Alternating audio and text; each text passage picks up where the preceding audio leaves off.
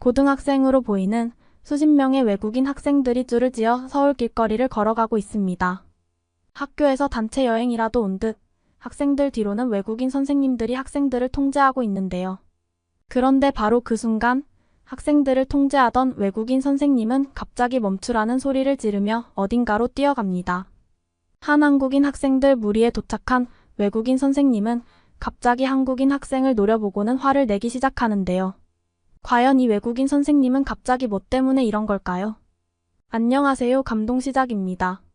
저희는 해외 커뮤니티 레딧과 감동시작 공식 이메일로 제보받은 실제 사연을 바탕으로 재구성한 스토리를 전달해드립니다. 구독과 좋아요, 알림 설정은 영상 제작에 큰 힘이 됩니다. 영상 수익은 독거노인 및 불우이웃에게 전액 기부되니 끝까지 시청 부탁드립니다. 모두와 함께 공유하도록 할게요. 안녕하세요. 저는 일본 후쿠오카에 있는 고등학교 학생들에게 한국어를 가르치고 있는 리에라고 합니다. 어렸을 때부터 한국어에 관심이 많았던 저는 어째서인지 일이 잘 풀려 20대 초반의 나이에 교사 자격증을 얻을 수 있었습니다. 보통은 초등학교나 중학교의 부임부터 시작하지만 저는 당황스럽게도 첫 부임 학교를 고등학교로 배정받고 말았는데요. 따지고 보면 저와 나이 차이가 얼마 나지 않는 학생들을 가르치는 것은 처음 한국어를 가르치는 저에게 너무나 큰 어려움이었고 학생들과 친분을 쌓는 것에도 의외의 어려움이 많았습니다. 하지만 얼마 전 저희 고등학교에서는 고등학교 설립 이후 최초로 한국으로의 수학여행을 시도하게 되었고 저는 그 과정을 통해 엄청난 변화를 할 수 있었는데요. 처음 한국으로의 수학여행을 제안한 건 약 5년 동안 한국에서의 생활을 하고 왔다던 저와 친한 선생님, 동료 미하루의 제안서로 시작되었습니다. 방학이 매우 긴 일본은 방학 기간에 부모님의 동의를 얻고 학교에서 주최하는 수학여행을 시도하는 때도 있는데 이때에는 매우 긴 여행 계획을 잡기 때문에 모든 학생들은 방학 기간 진행되는 수학여행만을 기다리게 되는데요. 멀리 떠나봐야 대부분은 일본 근처 도시들을 방문하는 것이 대부분이지만 한국으로의 유학생활을 다녀왔다던 미하루는 학교 설립 이후 최초로 한국으로의 수학여행이 어떻겠냐는 제안을 방학기간 회의 중 발표했습니다.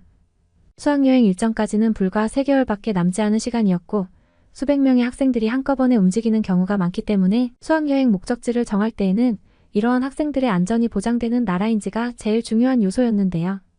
교사가 되기 전 약 5년 정도 한국에서 부모님 사업차 다녀온 경험이 있던 미하루는 모든 수학여행 계획의 책임자인 교장 선생님과 저희 교사들에게 최근 학생들이 한국이라는 나라에 매우 많은 관심을 가지고 있고 학교 내부에서 한국어를 배우려는 학생들도 엄청나게 늘어난 상태라는 말과 함께 다른 나라들과 비교했을 때에도 제일 안전한 치안의 시스템을 가지고 있는 나라가 바로 한국이라면서 최적의 수학여행지는 한국이라는 발표를 진행했습니다.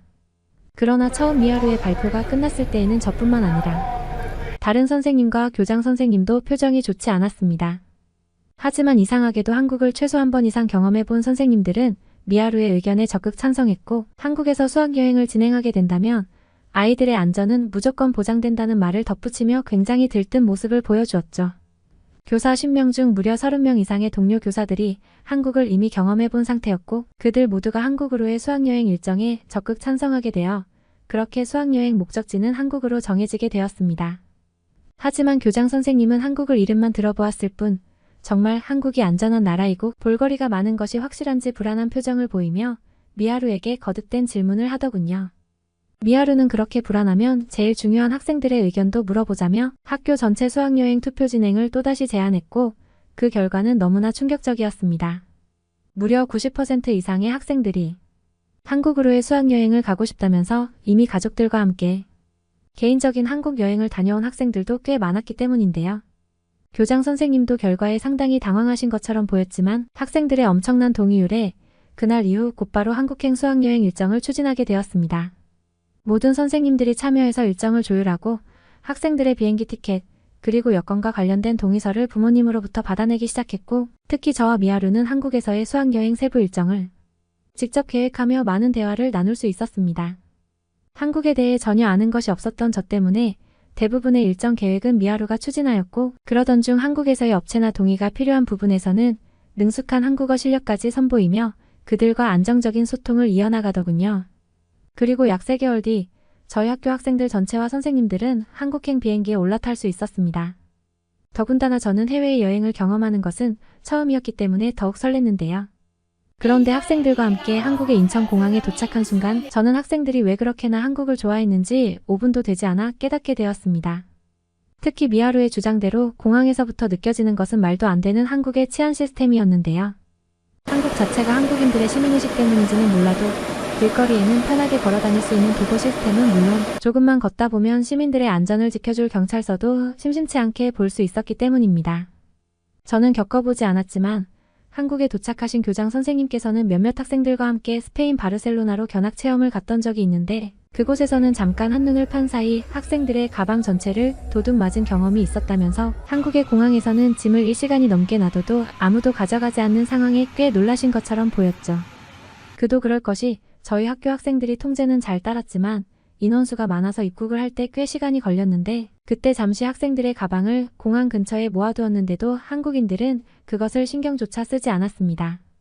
이미 제가 살고 있던 추리에서도 잠시 길거리에서 휴대폰을 보기 위해 가방을 한 손에 들고 있으면 그것을 전문적으로 노리는 길거리 도둑이 바로 훔쳐가는데 한국에서는 이러한 신경 자체를 안 써도 되는 것은 정말 겪어보지 못한 쾌적함이었죠.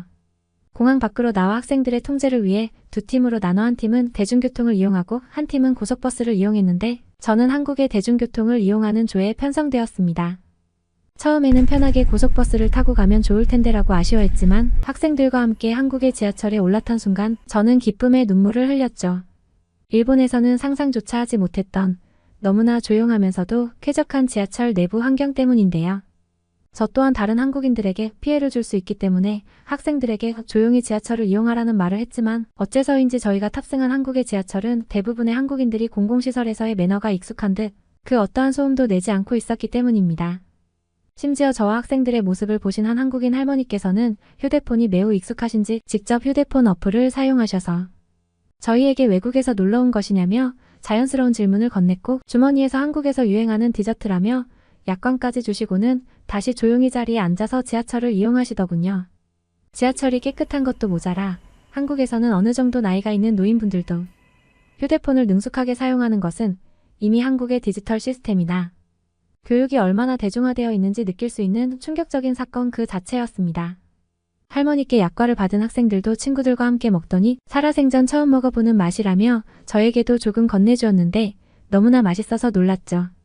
일본에서는 대중교통이 너무 더럽고 불편한 것이 익숙해서 한국도 이와 비슷할 것으로 생각했는데 학생들과 함께 처음 겪은 한국의 지하철은 너무 쾌적해서 잠이 올 지경이었습니다.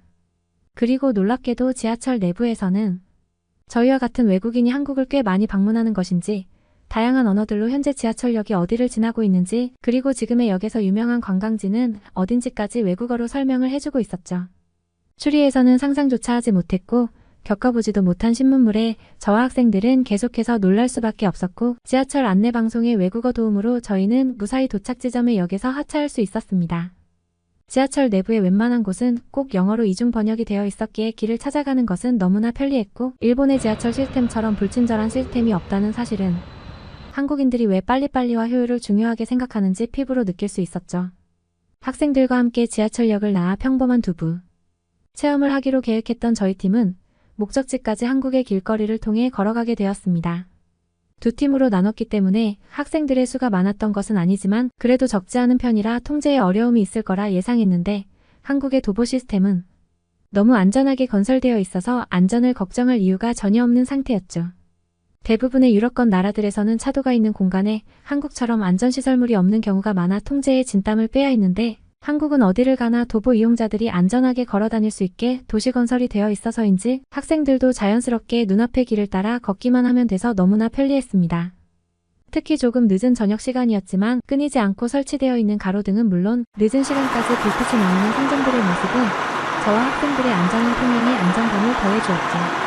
그렇게 고속버스 팀과 한국의 유명 관광 명소인 경복궁 앞에서 만난 저희는 그 이후 계획되어 있던 한복대여와 경복궁 체험을 진행하게 되었습니다.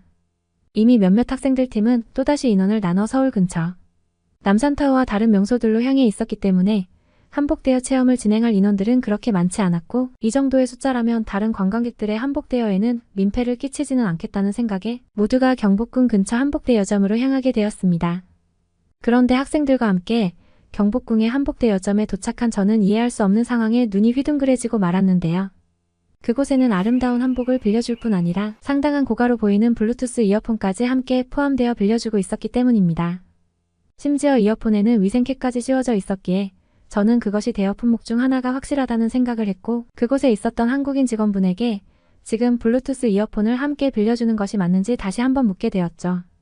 휴대폰 번역기를 통해 어색한 질문을 하는 저의 모습 때문인지, 아니면 똑같은 질문을 했던 외국인들이 많았던 것인지, 직원분은 능숙한 영어로 대여해준 한복과 블루투스 이어폰을 함께 끼고 경복궁을 걸으면 신기한 일이 일어날 것이라는 당초에 이해할 수 없는 말만을 하셨습니다. 특히나 제가 더욱 이해할 수 없었던 것은 그러한 비싼 블루투스 이어폰을 빌려주는 것이 가능할까라는 생각에 주위를 둘러보았는데, 바로 그 순간 한 외국인 커플과 한국인 커플이 블루투스 이어폰을 반납하고 있더군요. 만약 일본에서 이러한 이어폰 제어 시스템이 있었다면 정말 일시간도 되지 않아 전부 사라진 뒤 중고장터에서 팔리고 있었을 것인데, 위생캡까지 씌워진 채 안전하게 다시 반납하는 한국인들의 모습에 저는 한국이라는 나라와 일본은 이미 비교조차 되지 않는 나라라는 것을 깨닫고 말았습니다. 진정한 선진국이 되기 위해서는 도시를 계획하는 기술력과 인프라도 중요하지만 그곳에 거주하는 시민들의 올바른 시민의식이 더욱 중요하다는 사실이었죠. 학생들과 함께 블루투스 이어폰을 받아든 저는 경복궁을 걸으며 직원분의 설명대로 이어폰을 착용해 보았습니다. 그리고 놀랍게도 이어폰에서는 한국의 전통 음악인 아리랑과 판소리가 흘러나오며 눈앞에 있는 경복궁과 가상현실처럼 이어지는 엄청난 기분을 느끼게 해주더군요. 학생들도 이어폰을 착용한 뒤 서로의 얼굴을 쳐다보며 도저히 믿지 못하겠다는 표정을 짓는 학생들도 있었고, 심지어 몇몇 학생들은 귀에서 울려 퍼지는 아름다운 음악과 경복궁의 모습에 알 수 없는 웅장함에 눈물을 흘리기도 했습니다. 말로 표현할 수 없는 감동이라는 말이 바로 이러한 것이었을까요? 학생들은 저마다 휴대폰으로 기념 촬영을 하기 시작했고, 저 또한 아름다운 경복궁의 모습과 함께 대여소에서 빌려준 이어폰을 함께 착용하고 있는 저의 사진을 SNS에 올리게 되었습니다. 아니나 다를까? 저희 SNS를 확인한 친구들은 한국에서는 비싼 블루투스 이어폰을 무료로 빌려주냐면서 계속해서 물어보았고, 저는 그렇다는 말과 함께 한국은 다른 나라와 차원이 다르다는 글까지 첨부하게 되었죠. 모든 경복궁 체험이 끝난 후 근처 식반 한식이 나오는 식당으로 단체 예약을 한 저희 반 학생들은 놀랍게도 처음 먹어보는 한식이지만 너무나 맛있다면서 밥 공기를 계속해서 비워나갔고, 저 또한 처음 먹어본 한국의 잡채라는 음식에 빠지게 되었습니다. 밤만 되면 모든 불이 꺼지는 번화가의 일본과 달리 한국은 밤이 되자 진짜 아름다운 그 모습이 드러나기 시작했는데요. 경복궁 앞 대형 공터에서 도시를 바라보는 그 기분은 왜 최근 한국이 젊은 학생들로부터 인기가 많은지 충분한 이유가 되어 주었고, 저 또한 그동안 한국 여행을 다니지 못하고 지금에서야 매력을 알아버렸다는 사실에 알 수 없는 슬픔까지 느껴질 정도였습니다. 모든 일정이 끝난 후 학생들과 함께 한옥 민박에 도착한 저는 처음으로 한국의 온도를 경험할 수 있었습니다. 다른 학생들은 어쩔 수 없는 인원의 제약 때문에 호텔로 갔다고 했는데, 저희 반 학생들은 저와 함께 온도를 경험하고 있다는 사실에 다른 교사와 학생들의 부러움을 한몸에 받았고, 그렇게 한국에서의 수학여행 첫날 일정을 무사히 완료할 수 있었습니다. 한국에서 지내며 계속해서 놀랐던 것은 늦은 밤의 시간에도 학생들이 자유롭게 편의점을 이용하거나 화장실을 이용해도 전혀 위험한 상황이 없었다는 사실이었는데요. 사실 일본 현지에서 아주 잠깐 학생들과 함께 학교 근처 호텔에서 지내며 마을 탐험 여행을 했던 적이 있는데, 그럴 때마다 꼭 편의점을 이용하던 학생들이 지갑을 도둑맞는 경우가 많아 애를 먹고는 했는데, 한국에서는 이러한 일이 단 한 번도 발생하지 않아서 저는 더욱 놀랄 수밖에 없었습니다. 기회만 된다면 한국으로의 교환교사를 보고 싶을 정도로 너무나 매력적이고 안전한 나라였고, 블루투스 이어폰의 사례처럼 디지털과 현대가 잘 조화된 나라는 한국밖에 없는 것 같았죠. 약 일주일의 수학여행 일정을 진행했지만 남은 일정도 첫날과 다를 것 없이 그저 행복하고 안전하기만 했습니다.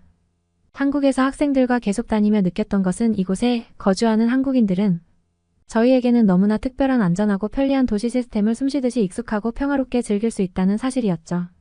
그 후 한국에서의 모든 일정을 마치고 돌아온 저는 지금 짧은 휴가를 내고 저만의 두 번째 한국 여행을 준비하고 있습니다.